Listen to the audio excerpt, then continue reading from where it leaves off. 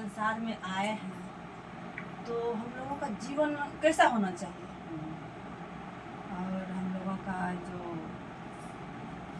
व्यवहार है इसे कैसा होना चाहिए, इसके बारे में मुझे बताइए आप। देखिए, हम क्या बताएंगे, हम लोग आपस में, सही बात है, ये प्रश्न उठता है कि हम लोगों का जीवन कैसा होना चाहिए।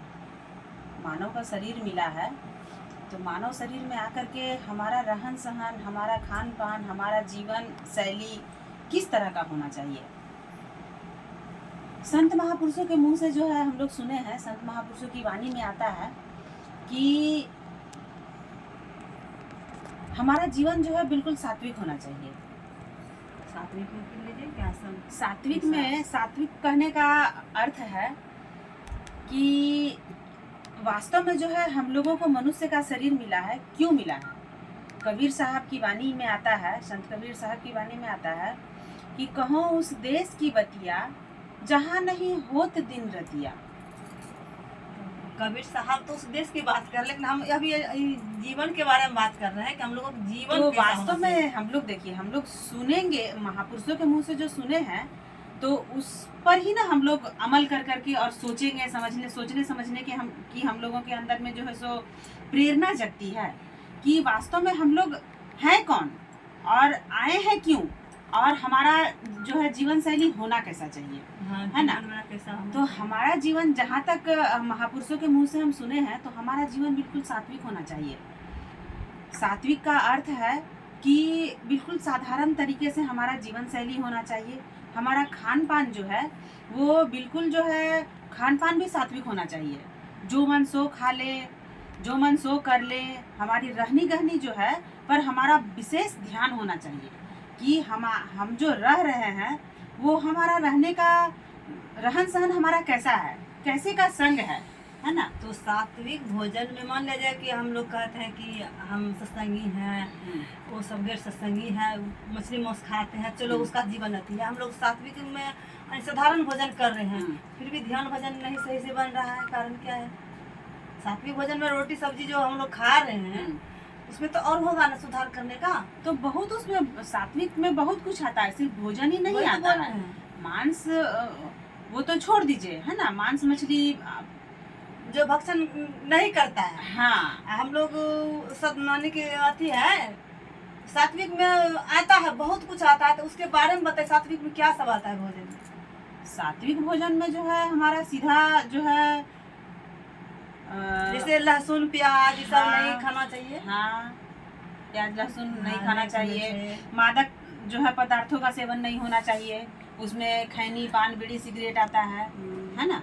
उसके बाद फिर आपका तामसिक में हो गया, तामसिक भोजन बहुत तीता खट्टा, हाँ, है ना, बासी, वो सब भी नहीं खाना चाहिए। वो सब का भी हमारे सेहत पे बहुत बुरा प्रभाव पड़ता है। और जैसे बोल रहे थे कि सात्विक में बहुत कुछ आता है, सात्विक में बहुत कुछ आता है। हमारा कैसा संग है ना, हमको जो है कैसे का संग हम कर रहे हैं वो भी बहुत बड़ा प्रभाव डालता है। संगत से गुण होता है, संगत से गुण हाँ, होता है। हाँ, संग का बहुत बड़ा प्रभाव पड़ता है। इसीलिए जो है कि संग का रंग जो है वो तुरंत लगता है। एक जो है खराब आलू जो है, अच्छा पूरा एक बोरा आलू पूरा अच्छा है, लेकिन एक खराब आलू जो है वो पूरे आलू को खराब करने का ताकत रखती है। इसीलिए जो है एक मतलब संग का जो है वो बहुत बड़ा प्रभाव पड़ता है। इसीलिए सात्विक में संगति का भी असर हो जाता है ना। और देखिए सात्विक में है, जैसे हम लोग घर में खाना बनाते हैं उसमें उतना स्वाद भी नहीं आता है। और वही भोजन जब संत महापुरुष के पास जाते हैं, सूखा रोटी भी सब्जी मिलता है तो बहुत आनंद लगता है, क्योंकि ध्यान भी बनता है। उनका नैसर्गिक अभाव उसमें होता है ना। संत महापुरुष तो बहुत ऊंची बात हो गई। संत महापुरुष की बात जो है वो बहुत ऊंची बात हो गई। जैसे हमारे दादा गुरु जो हुए देवी साहब हैं, परम संत बाबा देवी साहब, वो भोजन कर रहे थे, अपने आश्रम में भोजन कर रहे थे। दो सत्संगी जो है उनसे मिलने के लिए आए, गुरु की दर्शन के लिए मिलने के लिए आए। उसमें एक जो थे वो सत्संगी थे और एक गैर सत्संगी थे। सत्संगी जो थे वो लाला कास्ट के थे, लाला जाति के थे। तो आए, उनको तो श्रद्धा है गुरु के प्रति, आए तो भोजन कर रहे हैं, गुरुदेव किनारे जो है सिमट करके वो बैठ गए हाथ जोड़ करके। गुरुदेव की मौज कब हो जाएगी कौन जानता है ना।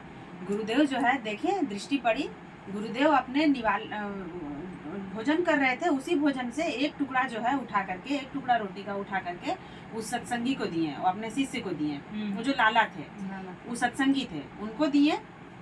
और एक टुकड़ा जो थे, वो जो साथ में आए थे वो ब्राह्मण जाति के थे, वो सत्संगी नहीं थे, उनको भी दिए।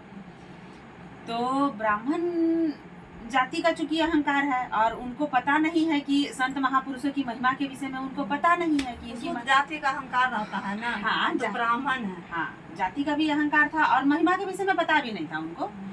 तो वो जो है बाहर, वो तो ऐसे ही मोड़ करके हाथ में रख लिया, और जो सत्संगी थे वो प्रसाद मिला है तो बहुत श्रद्धा के साथ में वो खा लिए। उनको जो है बीमारी था, एक ये का सांस का बीमारी था। तो जो प्रसाद ग्रहण किए ना, कुछ दिन के बाद उनका सांस का बीमारी जो है वो छूमंतर हो गया, है ना। और ये जो ब्राह्मण जो थे ना, उनको भी दम्मा का बीमारी था, समझ गए। तो वो तो खाए नहीं, चुकी वो हाथ में लपेट करके रखे, मोड़ करके रखे हुए थे मुट्ठी में। बाहर जैसे ही निकले तो देख करके आंख से बचा करके और फेंक दिए। कुछ दिन के बाद उनका वो जो सत्संगी साथी थे वो बताएं कि गुरु महाराज की ऐसी मौज हुई कि क्या बताएं।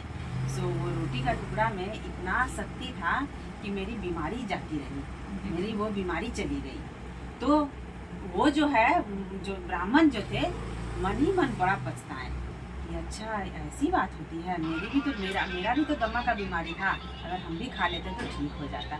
वो जीवन भर पछताते, अपना गलती का एहसास हुआ और जीवन भर पछताते रहे।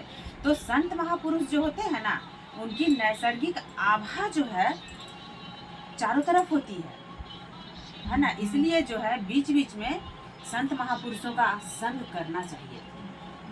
हाँ, उनका प्रभाव जो है हमारे जीवन शैली पर पड़ता है।